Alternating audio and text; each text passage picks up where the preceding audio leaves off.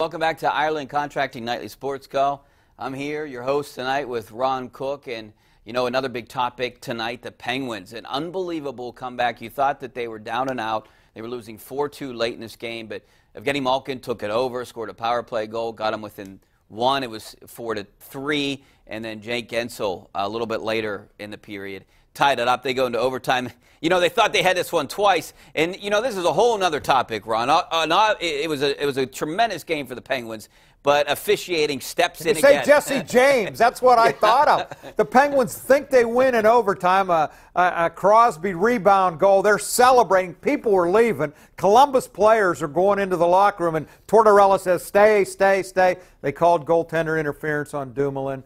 The Penguins have to go back out, and then they end up winning it in the shootout. Both Malkin and Crosby scored. I went to the hockey game tonight for 2.5 periods. It was awful. They're down 4-2. I have to leave to come here, and I miss all the excitement. Malkin played a great game. Guentzel tied it up, and then they win it in the shootout. That's a very big 2 points for them, and I thought they were dead in the water because they looked awful for 2.5 periods.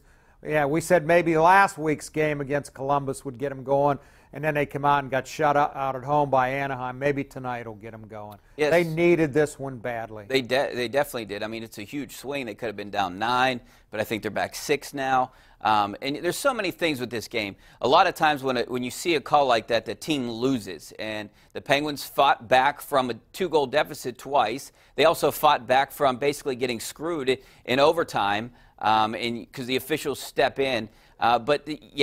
I don't know. It might have been goaltender. It could have been. So Yeah. He knocked Bobrovsky, knocked his stick out. I thought it was goaltending interference. But your point is it's awfully hard. Crosby's celebrating. They're going crazy. And, I mean, literally fans were leaving, and the Columbus players were going into the room, and they had to come back out.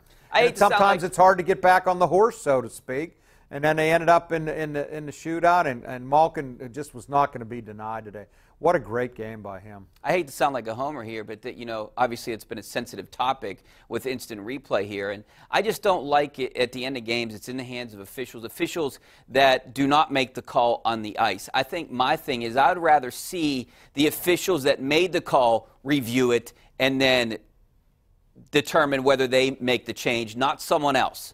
I think it'd be more fair that way, and those officials would be reluctant to change a call if it's borderline. Yeah, I mean, I get your point, but if it's interference in the first period and it's interference in overtime, I want the call. And I thought that could have been definitely interference. So they pulled it out, all's well that ends well, and they got a big 2 points. And I don't think Columbus thought they were only going to get one when they're up 4-2 with 5 minutes to go. All right, let's go out to the phone lines. We're going to go out to Frank in Uniontown. How you doing, Frank? Hi, Rich. Hi, Ron. Good. Hey. Question for you. Do you think Dan Rooney would have signed off on the James Harrison release? Well, I think Art Rooney did, so. Yeah, I mean, his son did. I don't know. Maybe he would have had him released earlier on if he was causing these kind of problems. I just wouldn't have released him. I'd have let him sit and instead of letting him go somewhere else to a team that maybe he can come back and hurt you. It sounds like it was bad all year, but I guess maybe it got a little worse after the New England game. Does Rooney have to sign off on this, or is this a Tomlin-Colbert, they make the decision? I think they make the decisions, but when you're talking about an iconic figure, I think they run it by the boss, I'm guessing. Yeah, I would Same think thing so with too. Troy. They were going to release Troy, and remember, was he going to retire? They waited. They didn't want to release him, but they were going to if they had to, and then Troy finally said, "I'm going to retire." They don't want to release a guy of that magnitude. I don't think they wanted to release Harrison. That's why they kept him all year. But I guess it must have got to the point where they had no choice. I still wouldn't have released him. Let him sit. If you're worried about what impact he's going to have, send him home. But here, Kate just made a good point. She said another thing, 2 disgruntled teammates, and she brought up Martavis Bryant. They didn't release him. They suspended him for a game. They didn't release him. You can't let the players yes, right. So what if next week Marquise Pouncey, I'm just bringing him up, he's not happy here, he wants out. I mean, you can't do that. You just can't, in my opinion. All right, back out to the phone lines. We're going to go out to Rick in Beachview. How you doing, Rick? Hey guys, how are you? Good, thanks for calling.